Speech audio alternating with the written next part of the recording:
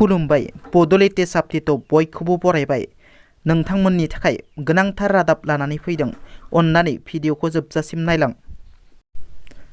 गिबि रादाबाव दङ शरद पाठकआ मैया खौरां मेलनि गेजेरजों BPF राजखान्थि हान्जानि सिङाव बर' एबा आसामिस सेल दंमोन होनना बुंनायनि सायाव दिनै सालबारि जिल्ला BPF दोलोनि खौरां मेल।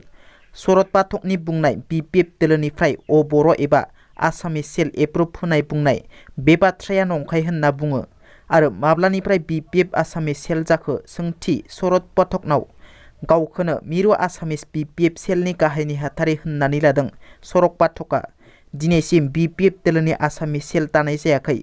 शरद पाठकआ सिगाङाव BPF दोलोआव दंब्लाबो बिबान जेबो गैया। मैया खौरां मेल खुंनानै शरद पाठकआ BPF दोलोनि मिरु आसामिस BPF सेलनि गाहाय नेहाथारि होननानै गावखौनो बुंना लानायनि सायाव सालबारि जिल्लानि आइसि आफादगिरि खनिन्द्र ब्रह्मआ खेंफोरथि होदों। BPF दोलोआ गावनो गाव जयनिं होयो होननायनि सायावबो खेंफोरथि होदों। खौरां मेलनि गेजेरजों नंखाय फोसावनायनि थाखाय शरद पाठकनि सायाव FIR होनाय जागोन होननानै फोरमायदों। मैदेरजों मोखांजों मोखां सौग्रावनानै सासे बर' लाइमोना गाथारजायो। थांनाय हरनि 12 रिंगासो समाव सारितुवा रेन्जनि सिङाव थानाय नामेरि हाग्रामानि साखाथियाव थानाय सामलगा गामिनि प्रफुल्ल मेथ्सनि फिसाज्ला दिपेन मेथ्सआ मेला नायनानै गावनि लोगोखौ न'आव दोननानै दाहारिकाटिनिफ्राय सामलगा गामिसिम गावनि न' फारसे फैफिनबाय थानाय समावनो हरखाब मैदेरजों मोखांजों मोखां सौग्रावो आरो मैदेरा 18 बोसोर बैसोनि दिपेन मेथ्सखौ जायगायावनो गाथारना गालाङो।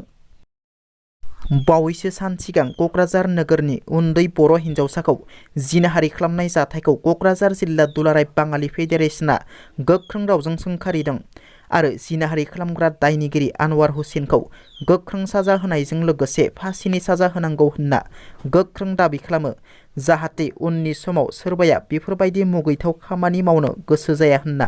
क'क्राझार जिल्ला दुलाराय बाङालि फेडारेसननिफ्राय गोख्रों राहा लानांगौ होनना आसाम सरकार आरो BTR सरकारनिसिम दाबि खालामो।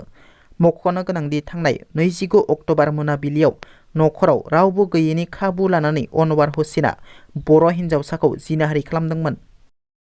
हाग्रा रैखाथि खालामनो थाखाय दानानै होजानाय NGOनि माखासे सोद्रोमाफोरा दंफां सिखावफोरनि मुं सुनानै हाग्रानिफ्राय गोबां बिबांनि गोथां दंफां दानना लाबोदों होनना सरासनस्रा सुबुंफोरा अजद दैखांदों।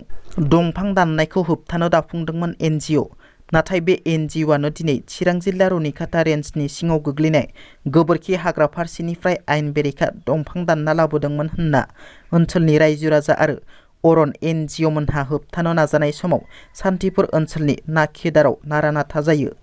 बिनि उनाव गासै गं 8 दासो ट्रेक्टरजों लाबोनाय दंफांखौ सान्थिपुर हाग्रानि बिट मावख'आव लाबोनाय जायो। दिनैनि रादाबा एसेनोसै। नोंथांमोना जुदि आंनि भिडिअखौ नायनानै मोजां मोनदोंब्ला अन्नानै लाइक, शेयार आरो साबस्क्राइब खालामनो दाबाव। गोजोन्थों।